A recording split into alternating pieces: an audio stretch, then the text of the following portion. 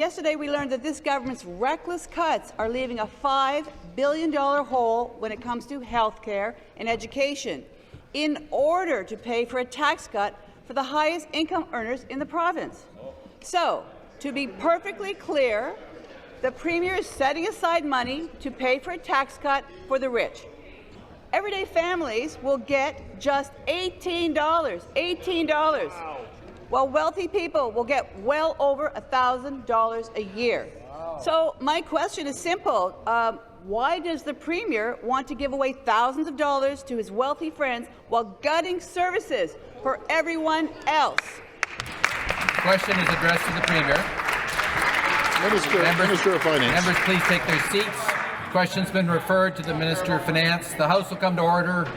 Minister of Finance. Thank you, Mr. Speaker, and thank you to the member for that question.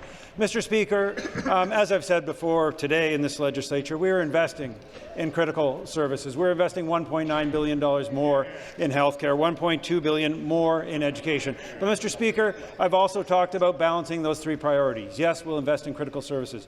Yes, we'll balance the budget. But we think that one of the best things that we can do for working Ontarians is put money back in their pockets. So we are not afraid to debate in this House and stand in this House and talk about the $3 billion, Mr. Speaker, that we've put back into the pockets of Ontarians through the low-income tax credit, through the child care tax credit, through getting rid of the cap-and-trade carbon tax. These are all things that we believe are supporting the affordability issue, and we can balance all three. We're not a single-issue party. We can do three things at once. How about you? Order. The supplementary question. Well, I appreciate the minister's snark this morning. What I have here is a very serious question. So back to the Premier.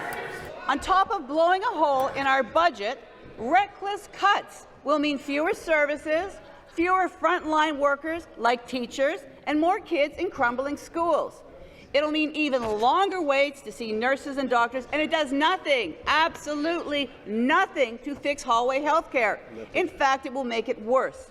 Everyday families are going to get further and further behind, while this government continues to take things from bad to worse.